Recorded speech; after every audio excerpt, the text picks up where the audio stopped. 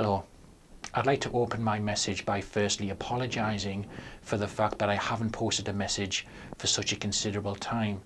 When I first started my post on the 9th of October 2012, I did promise that I was going to give a quarterly update to the membership about what I was doing in my role as director, and indeed any information I thought was necessary. Unless, of course, during a quarter, if nothing was particularly happening, I thought it wouldn't really be worth burdening people with information they didn't need. I've been very busy since that time, and unfortunately this message has gone by the wayside. I do intend to get straight back onto that again, starting from now, and repost these messages quarterly again. I think the first place to start is to explain about my job. Initially, I was meant to have a 9-month probationary period. And after 9 months, Yvonne's role was to step down to be the National Council support worker, or the National Council worker. We haven't quite sorted out the actual title, and that John Pearce and I would manage All Wales People First with 50% control each to keep everything democratic. It was soon apparent in my situation that I wouldn't need that personal assistant, that is a support worker essentially, to help me do my job. So I actually passed through my probationary period after 6 months instead of the 9 months originally envisaged. John and I, whilst we think we bring a lot to the table, we also realised that Yvonne Boxall had considerable People First experience that we don't have. So we felt really, and it was John and I really that pushed this the most, we really felt that Yvonne should join us as an equal partner in our management team. So instead of an original situation where we had John and I at 50% each and Yvonne being a National Council worker, we now have a situation where we all have a third of the power, if that's the right word, each. We all have equal salary, equal grade and equal say. The difference is that I do all the political things. I will be the person who represents us on the Learning Disability Advisory Group, who will attend our consortium meetings, Parents and Carers Forum, MenCap, Learning Disability Wales, and obviously All Wales People First. John will obviously look after the business end of things, our contracts, our payrolls, anything like that, grants, funds, anything like that. And obviously Yvonne now, for the first time, can solely concentrate on developing our National Council. Now, between the three of us, hopefully we have the kind of resources in which we can develop People First, or All Wales People First anyway, on a national level in a way we couldn't do before. I think there have been a lot of misunderstandings as well about the situation with All Wales People First. Firstly, we have very limited resources compared to what people think. I know there are 3 members of staff, but ultimately for a large part of my role, I was being mentored, which meant essentially Yvonne and I had to be in the same place all the time for everything we did. That's obviously stopped now, unless it's something really important that it was beneficial for us both to be there. Really, in the past, instead of having a team of 3, we essentially had a team of 2.5, because I was shadowing Yvonne for most of the jobs I was doing. Something else I want to explain as well is I think some members, and I apologise if this is patronising some people who already know this, I just thought I'd make it clear that I think some members get the impression that I'm the boss, or that I'm the director of the entire organisation. And I think it's important that I make that clear, that I'm in actual fact the director of All Wales People First. I'm not the director of Ceredigion People First. I have no jurisdiction in Carmarthenshire People First. I can't go to Powell's People First and suggest what they should or should not do. I don't have that power, and I don't have that jurisdiction for many reasons. One of the reasons is, and I think an important reason, is in the nature of People First and being a democratic organisation. It's very important that each region and each group has the say and has the power. I know from my own experiences of living in social care, when you live in impressive environments where you've got one person who's in charge or calls the shots, the big problem you have is it becomes about one person's ego, one person's vision, one person's journey. And it would be tragic if that happened in a People First group. The way hopefully we should be structured I'll pick on a different People First group here now. Let's say, for argument, in Swansea People First, there is a local issue. It is right that the people of Swansea with learning disabilities within People First groups promote that and do the work there. It would be wrong for All Wales People First to have any jurisdiction there. However, if they needed our support because it was a big event and maybe it could have a potential national impact, then we might be invited in as All Wales People First to help out. If at, say, a national council meeting, we have a lot of groups who say they're being affected by benefit changes, they're being affected by the housing cuts, the bedroom tax, I beg your pardon, or things of a national issue that groups can generally say this is affecting us all, then it becomes a national issue. That's where All Wales People First get involved, and that's where I, as director, will speak to government bodies, other agencies, to try to put across the view of the membership. So that's where we come in as All Wales People First.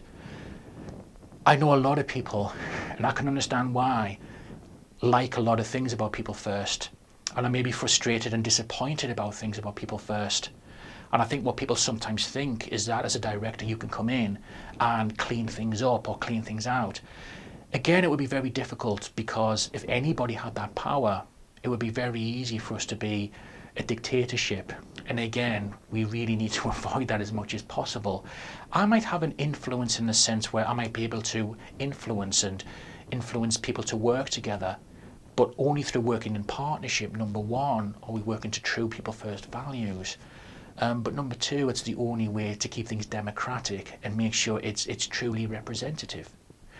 One of the reasons I deliberately have never become a member of People First is because I believe it's so important that, whilst it's right we had somebody with a learning disability to join the management team because we never had that before, I think it's important that I'm as accountable to our members as, say, in All Wales People First case, John and Yvonne. I think it's important that I'm working for the members. I think if I was to become a member, one of the problems I think is that it would make my role a little more unclear. I'll give an example. I hope this works. The best way I can put this, can you imagine if, say, for argument's sake, I was still a member? I was a member, and let's say there was a debate about, say, disability living allowance. I'm making this up, I've got to make this clear. Let's say changing from disability living allowance to personal independent payments, let's say that's in my interest. Let's say I'm going to be better off. It would be very difficult for me to argue on the side of the membership if I have my own personal interests involved. Now, I believe I'm professional enough to put those to one side anyway. But sometimes in life we don't always realise our inner biases, our inner influences, and we don't know what the future holds. Even if I did this perfectly right, we don't know who might be the director in the future. I'd like to think I'm here a long time, but none of us know what's going to happen. And that person might not, maybe be as democratic. So I think it's important that nobody has that kind of overall power. I'm going to talk to you now about the things I've done since the last time I messaged you. I've been helping a little with the merger of Pan Gwent. For those of you who are not aware, Newport People First, Caerphilly People First, Blaenau Gwent People First, Torfaen People First, and Abergavenny and Caldecott People First have been working together to form a group called Pan Gwent.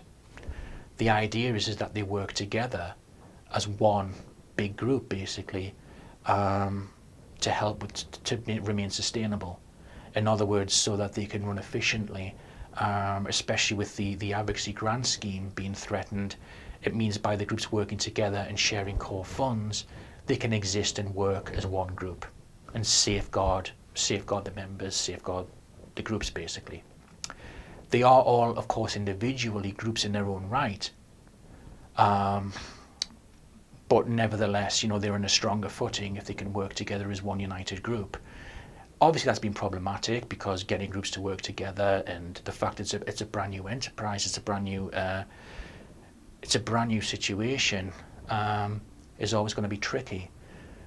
But I am actually very excited about the idea, because if this can work, it could possibly present a model for other regions of Wales to work towards if maybe they're struggling from the same problems, or they're struggling to survive as groups with the advocacy grant scheme cut. So I think fundamentally it's a very important part of the history of People First in Wales, and it could essentially be a great model to help us move forward in the future. Like anything, only time will tell. But All Wales People First played a part in funding a Pangwent worker in Tracy Drew, who helped to get the groups together. Obviously now the groups are almost ready to completely, tie up the loose ends in that. I will have a little part in that and trying to get the final negotiations settled. But on the whole, All Wales People First really don't have a lot of jurisdiction there and shouldn't do. It's not our right to do that. But obviously we might initially start something like that off. But it's important that groups like that know they've got our backing, know they've got our full support, but at the same time are left to keep the autonomy and the power to themselves. So that's played a little part in some of the work I've been doing. I've also joined the Disability Hate Crime Action Group, which is made up of a lot of people actually who represent people from race relations organisations. Wayne Crocker from MCAB Cymru's on there. Learning Disability Wales, Karen Warner, she has representation on there. The Crown Prosecution Service, the police have a representative there. Disability Wales, Autism Cymru, etc. The idea of that group is basically to talk about how we can prevent hate crime in Wales, how we can raise awareness of hate crime, raise the profile, and currently we are looking at a framework for action which is going through the consultation stage now within the Welsh Government, and we've all had a say on that, and we've all had an input into the wording and the structure of that, hopefully to prevent some kind of to establish some kind of law and framework for law to prevent hate crime. I'd like to end this message today by saying thank you for listening. Apologies that it has ended slightly earlier. I had some technical difficulties, but thank you for listening.